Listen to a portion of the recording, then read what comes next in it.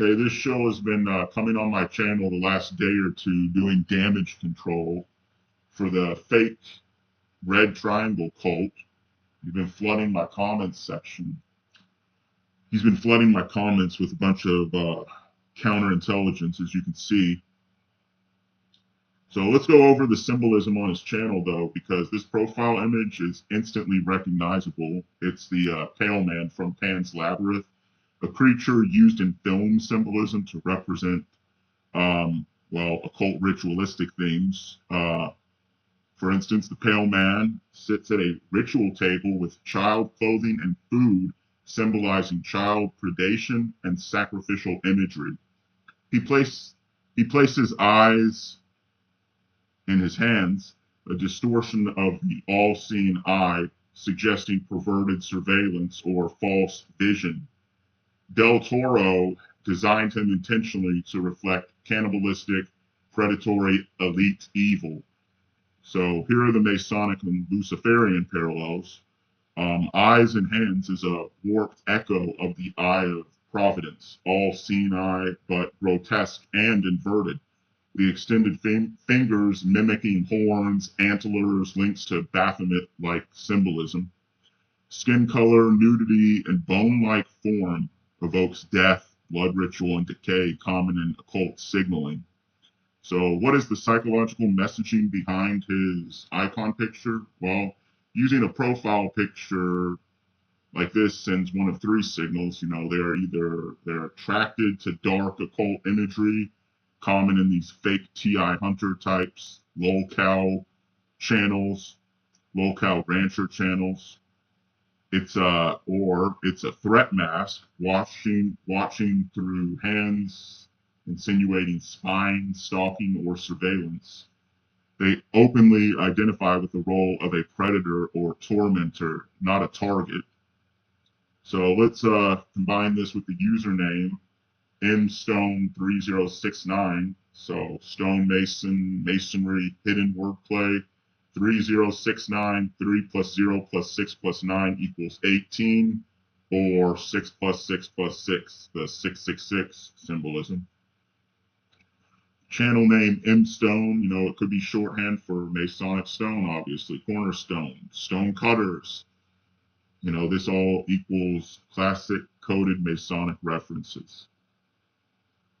So this isn't random horror art, it's deliberate signaling, mocking and predictive, tied to predatory identity, occult influence, stalking, surveillance themes, possible Masonic ritualistic affiliation.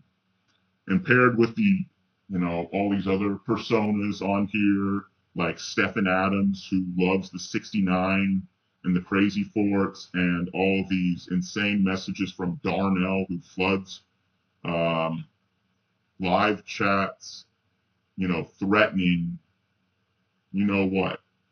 And, it exposes them psychologically. They're role-playing the predator while calling others fake.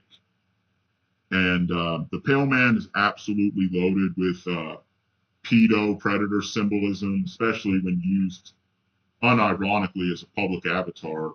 And, of course, all the shills, like the shill network that's desperately working overtime for Bluffy right now to defend her network's reputation, are trying to label and attach, they're trying to attach the label of trolls to these gangstalkers. And I'm sure you can see why they want to minimize the seriousness of their doxing, swatting, harassment, and their gangstalking overall. They want to minimize it and make it out to be just as a bunch of lolcow ranchers and a bunch of trolls playing games, when it's actually a lot more insidious than that, because the Pale Man is a child predator symbol. In Pan's Labyrinth, the Pale Man eats children, literally devours them, sits at a banquet table of lures, symbolizing entrapment, is blind until he raises his hands to see, which connects to hunting prey silently. Del Toro himself said the Pale Man represents institutionalized evil that preys on the innocent. That's not random, spooky art. It's obviously intentional. And eyes and hands equals, I see you, predator vision. The symbol of eyes and hands represents hidden surveillance, mocking of the all-seeing eye, the idea of grabbing what they see, predator possession, predatory possession. It is also a perversion of hands that serve the eye, touching what one watches. That's predator coded, you know. Flesh tone, naked, genderless body. Of course, that this avatar, it has no genitals, no clothes. Looks like a depersonalized victim or ritual creature. It's also emaciated, corpse-like, and death cult adjacent symbolism. The skin folds and sagging flesh evoke cannibalistic or ritualistic entities. These visuals are used in underground art to signal prey and predator/consumer dynamic or innocence consumption. The hands over eyes pose, look closely, they're not just showing eyes, they are blocking the face while watching. A symbol used in MK Ultra programming art, silence or hidden in predator messaging. I see you, but you can't see me type of idea. That's used to signal dominance over a victim. And also, child traumatization symbolism. The Pale Man scene is one of the most famous child fear sequences in movie history because he attacks only when children disobey or move. He represents inescapable predation.